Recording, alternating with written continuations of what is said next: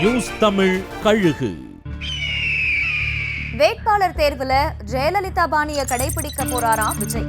வேட்பாளர்களோட ராசி நட்சத்திரத்தையும் தனியா கேட்டு வாங்குதான் தாவேக.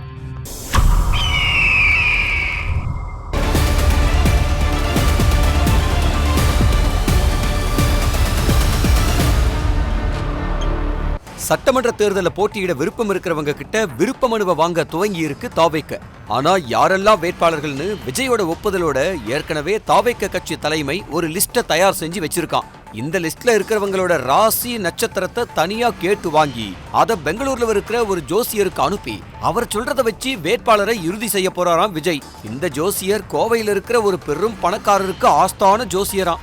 ஆதவ் அர்ஜுனா மூலம் விஜய்க்கு அறிமுகமான அந்த பெங்களூரு ஜோசியர் மேல பல விவகாரங்கள்ல விஜய்க்கு நம்பிக்கை வர அவர் சொல்றத அப்படியே கேட்கிறாராம் விஜய்.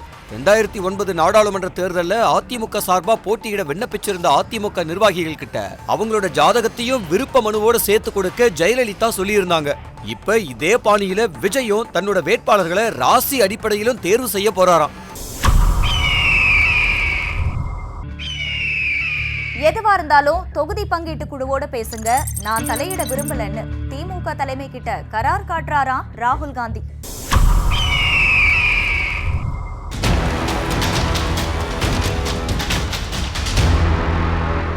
திமுக காங்கிரஸ் கூட்டணியில இன்னுமே இழுபறி நீடிக்கிறதா சொல்றாங்க. இதுக்கு முற்றுப்புள்ளி வைக்கிற நோக்கத்துல சமீபத்துல ராகுல சந்திச்சாங்க கனிமொழி. அந்த சந்திப்புல தொகுதிகளோட எண்ணிக்கையை நான் சொல்ல மாட்டேன், காங்கிரஸ் குழு திமுக தொகுதி பங்கீட்டு குழு கிட்ட என்ன பேச்சுவார்த்தை நடத்ததோ அதை பொறுத்துதான் என் முடிவும் இருக்கும்னு சொல்லிட்டாரா ராகுல். காங்கிரஸ் தரப்புல 40 தொகுதிகள் கேட்கப்படுதான், திமுக தரப்புல 25 28க்கு வந்திருக்கிறதா சொல்றாங்க. ஆனா இதுக்கு மேல திமுகவால தொகுதிகளை ஒதுக்க முடியாதுன்னு சொல்லிட்டாங்களாம். திமுக காங்கிரசுக்கு நடுவுல நடக்கிற பேச்சுவார்த்தைய திமுகவோட மத்த கூட்டணி கட்சிகளும் உன்னிப்பா கவனிக்குதான். காரணம், காங்கிரஸ் மாதிரியே இவங்களும் திமுகவை மடக்க போறதா பேசிக்கிறாங்க. இன்னொரு பக்கம் காங்கிரஸ் தொண்டர்களுக்கு மாவட்டங்கள்ல திமுக எந்த மரியாதையும் கொடுக்கறது இல்லைன்னு ராகுல் வரைக்கும் புகார் போயிருக்கான். இதையும் ராகுல் திமுக தலைமை கிட்ட சொன்னதா சொல்றாங்க. கிட்டத்தட்ட தனி மரமா நிக்கிறாராம் ஓபிஎஸ். அவரோட அரசியல் எதிர்காலமே கேள்விக்குறியா இருக்க நிலையில அவர் தேர்தல்ல போட்டியிடுறதே சந்தேகம்னு சொல்றாங்க.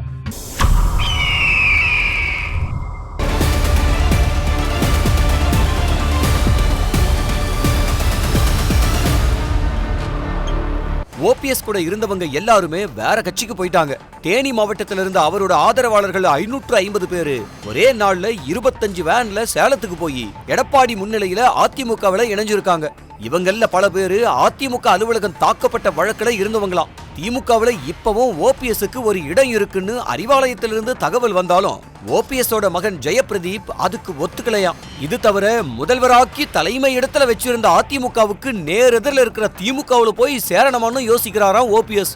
இன்னொரு பக்கம் தாவேக்காவுக்கு போறதுல ஓபிஎஸ்க்கு உடன்பாடு இல்லையாம். இப்போதைக்கு ஏலக்காய் வியாபாரத்துல கவனம் செலுத்துற ஓபிஎஸ் ஏலக்காய் ஏற்றுமதி தொழில தன்னோட பேரனுக்காக டெவலப் செய்யற வேலைகள்ல தீவிரமா இறங்கி இருக்காராம். அரசியலும் இல்லாம ஆதரவாளர்களும் இல்லாம தனிமையில இருக்கிற ஓபிஎஸ் ரொம்பவே அப்செட்ல இருக்கிறதா சொல்றாங்க. பாஜகவில் இணைஞ்சா கௌரவமான ஒரு பதவி தரவும் டெல்லி தயாரா இருக்கிறதுனால அதையும் ஓபிஎஸ் பரிசீலிக்கிறதா பேசுகிறாங்க. நான் வாங்கி இருக்க கடன் சுமை எனக்கு தான் தெரியும், நீங்க ஜெயிக்க நான் இவ்வளவு கஷ்டப்படணுமான்னு முதல் முறையா மாவட்ட செயலாளர்களை லெப்ட் அண்ட் ரைட் வாங்கி இருக்காராம் எடப்பாடி பழனிசாமி.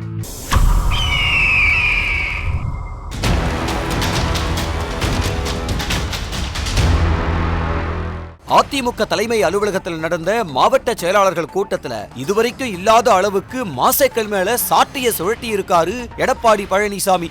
உங்கள பல பேரு திமுக கூட அண்டர்ஸ்டாண்டிங்ல இருக்கீங்க, கட்சியோட உள் விவகாரங்களை அப்படியே திமுகவுக்கு கடத்துறீங்க. ஆனா மக்களை சந்திக்கிறதே இல்ல. உங்க தொகுதியில நீங்க வேலை பாக்குறது உங்களுக்காகத்தானே. நானா உங்க தொகுதியில நிக்க போறேன். மதுராந்தகத்துக்கு பிரதமர் வந்தப்ப நீங்க கூட்டிட்டு வந்த கட்சிக்காரங்க கூட்டம் ஆரம்பிச்சதும் எழுந்து போக ஆரம்பிச்சுட்டாங்க. பேரளவுக்கு தான் உங்களோட கட்சி வேலை இருக்கு. ஆனா பாஜக தொண்டர்கள் கடைசி வரைக்கும் உணர்ச்சியோட இருந்தாங்க.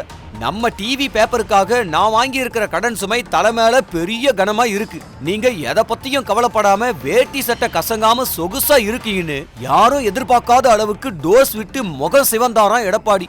அதோட தென் மாவட்டங்களை சேர்ந்த 15 மாவட்ட செயலாளர்களை அன்னைக்கு மாலையே தான் வீட்டுக்கு அழைச்சி தென் மாவட்டங்கள்ல கட்சி இருக்கிற நிலையை சொல்லி ரொம்பவே கோபப்பட்டாராம்.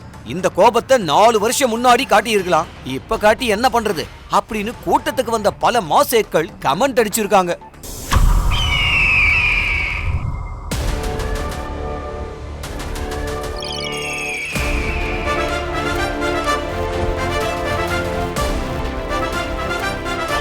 நியூஸ் தமிழ் கழுகு.